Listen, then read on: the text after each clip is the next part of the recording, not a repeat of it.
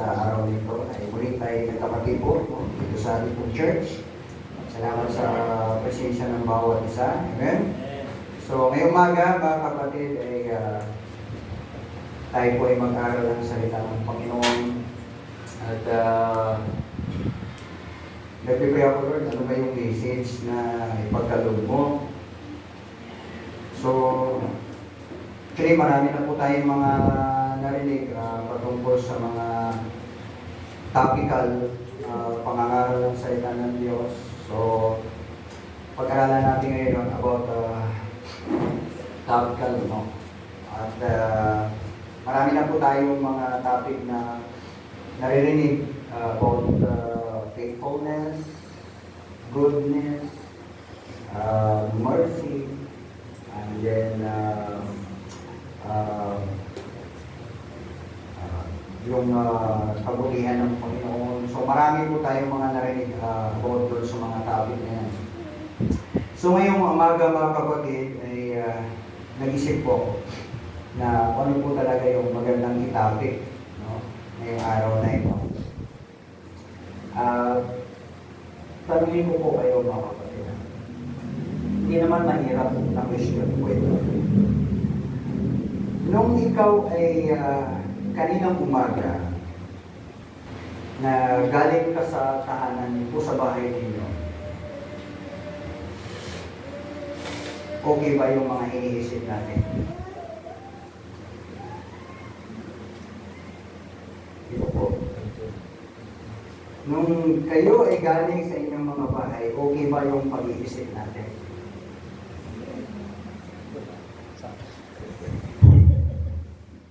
Ang hirap, no? Mga kapatid,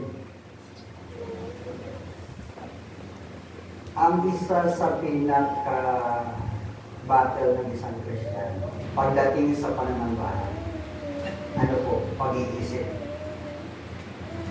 Tama po ba? At malamang na yung umaga baka pinag-iisipan mo yung katabi mo. Hello po. Wake up. Or mati asawa mo, pinag-isipan mo. Tama? Or yung kapwa Kristyano mo, pinag-isipan mo. Okay po? Bakit sinasabi ko po yun, kapatid? Makita niyo po mamaya. Hello. Kasi, tandaan niyo po ito kapatid. Kasi mayroong tatlong klaseng pag-iisip ng isang tao. Ano po yun? Number 1, maling pag-iisip. Tama po ba? Number 2, tamang pag-iisip. Pangatlo, ito yung malalang pag-iisip. Pag malala, ano sa isip? Ano nasa isip ninyo? Pag malala?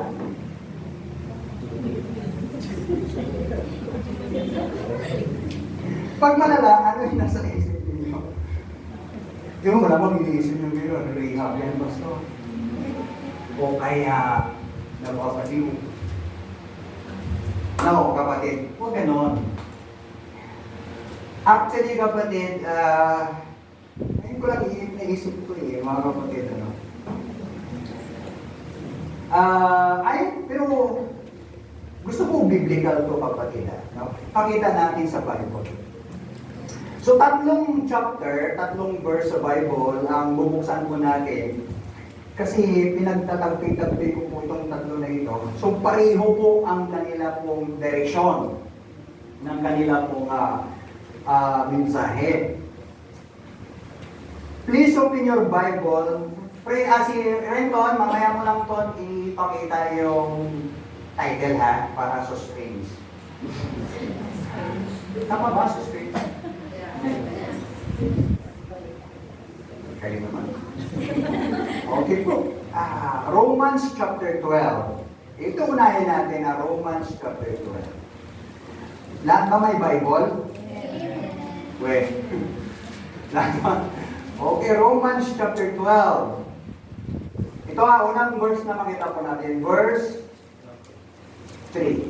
Verse 3. Sige, sabay-sabay natin basahin ng verse 3. Begin.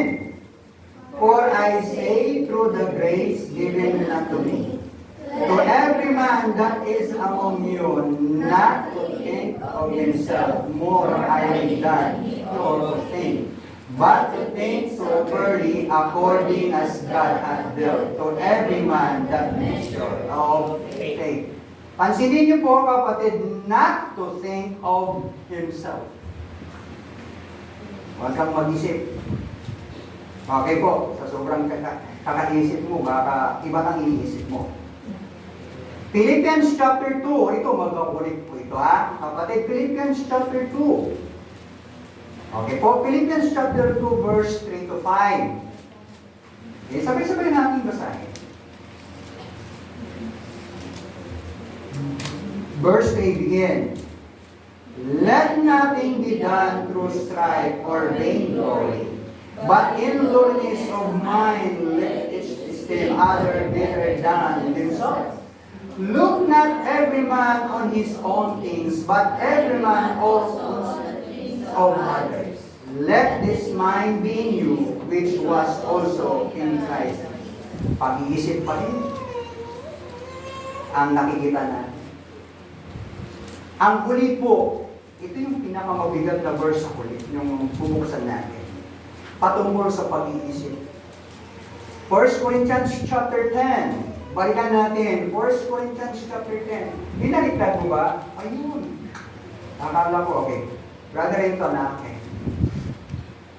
Mag-usap tayo mamaya.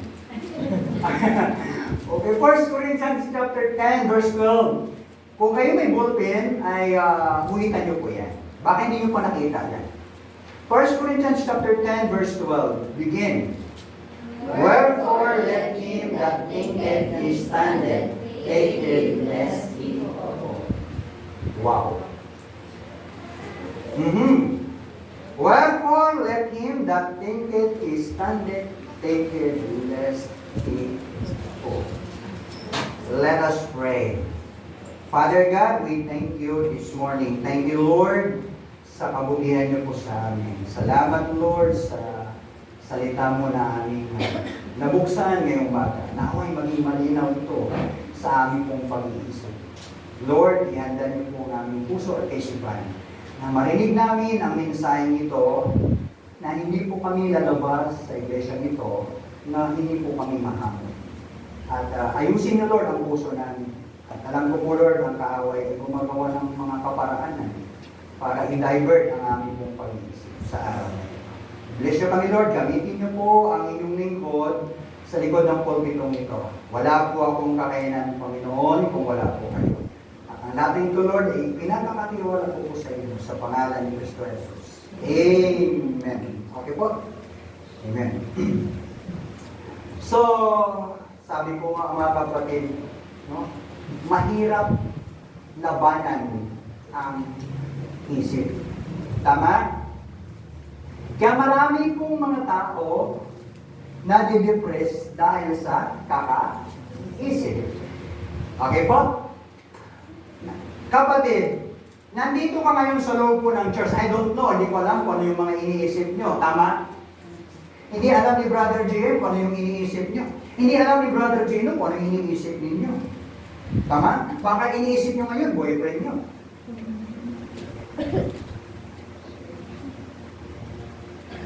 Tama?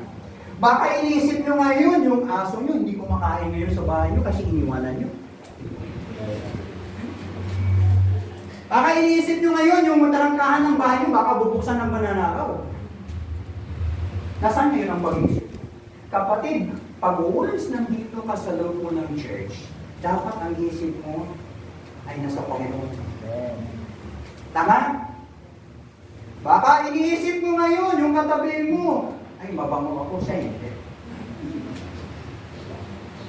Mali po yun. Hindi dapat makita sa isang Kristiyano na nag-iisip ng masama. Tama? Baka pagpasok pala ng kapatid mo sa pintuan, uy, nandito na naman siya. Maling pag-iisip. Dapat bago tayo umalis sa bahay, papunta tayo sa church, dapat maging tama ang puso at pag-iisip. Bakit? Kasi pagpunta ka dito mga kapatid, gusto mong mag-isip patungkol sa Diyos, hindi ka mag-isip patungkol sa kapwa mo. Hello? Tingin kayo sa akin. Ano iniisip niyo sa akin? Yung pastor na yan, kalbo kasi yan eh. Baka mga yun ang iniisip niyo ha? No? Baka iniisip niyo ngayon, pambira, baka ako na